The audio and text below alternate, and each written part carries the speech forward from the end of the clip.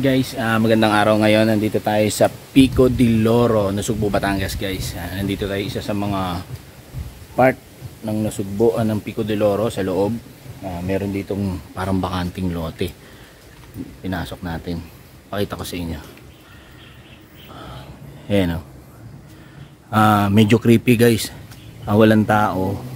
Hindi ko alam kung meron pang nag-o-office o ano man. Ito yung sa baba. Ayan. Yeah, creepy kasi puro puno.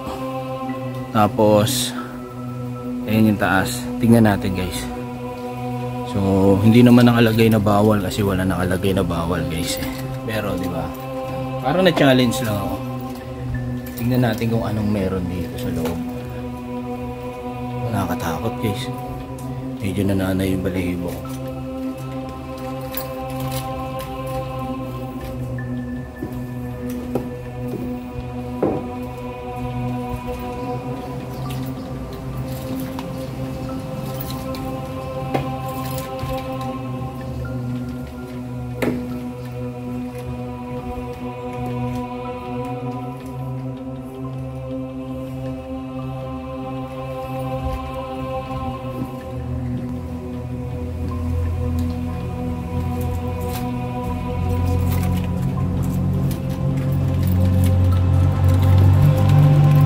Guys, gumagalaw yung pinturo, hindi ko lang kung may tao. May nagsisimba.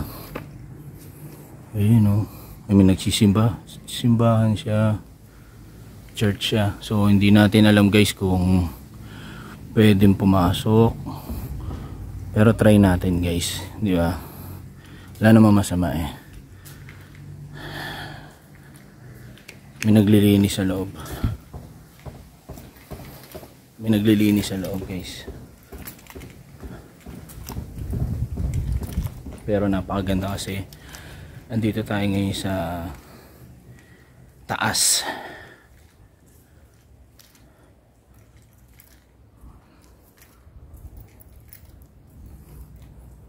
Tanong natin kung pwede. Ito guys, napakaganda. No.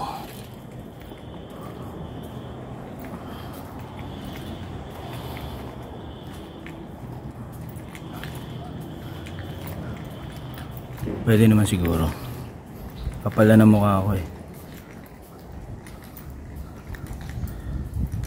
Ayan o. Mga kabundukan. Grabe guys. Ganito pala kaganda rito sa taas. Pag nakita mo to, nakapunta ka rito sa taas, ang ganda. Kitang kita mo guys yung ano. Ayan. Gusali. Ayan, karagatan. Blue na blue. Grabe, napakaganda. Pwede naman siguro dito. Nakita na ako niya ni ate. Hindi naman niya ako sinitay. So ibig sabihin guys, pwede. Di ba? Wala lang pumupunta rito kasi pagpasok mo pa lang doon, nakakatakot na eh. Ikaw lang mag-isa. Ayan o. Ay sa baba. Ay guys. Di ba? Sa baba.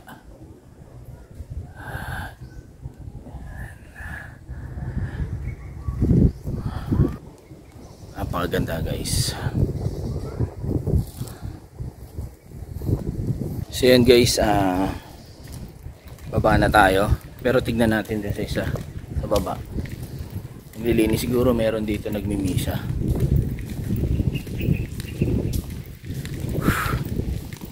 Lakas ng hangin.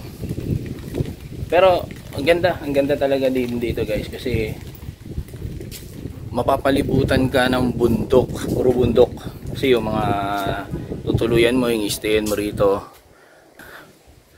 Diyan kami banda naka-stay.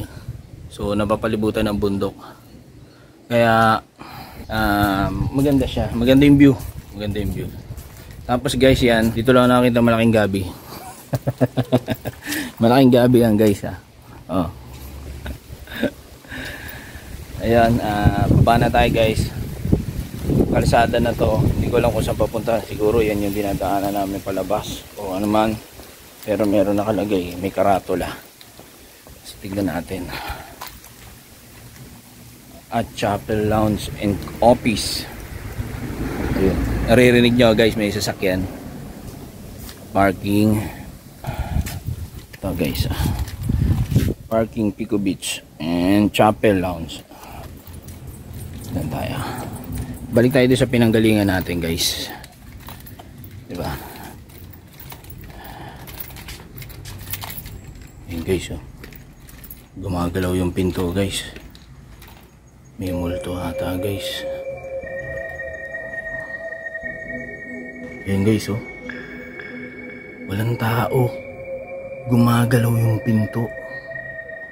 Guys, walang hangin dito sa baba. Kasi natatakpan ng puno. So kung natatakpan ng puno at wala masyadong hangin, paano gumagalaw yan guys? Diba? Yung pinto yung kitang-kita guys, gumagalaw, oh. Grabe. Creepy guys. Matakot. May multo. Yeah.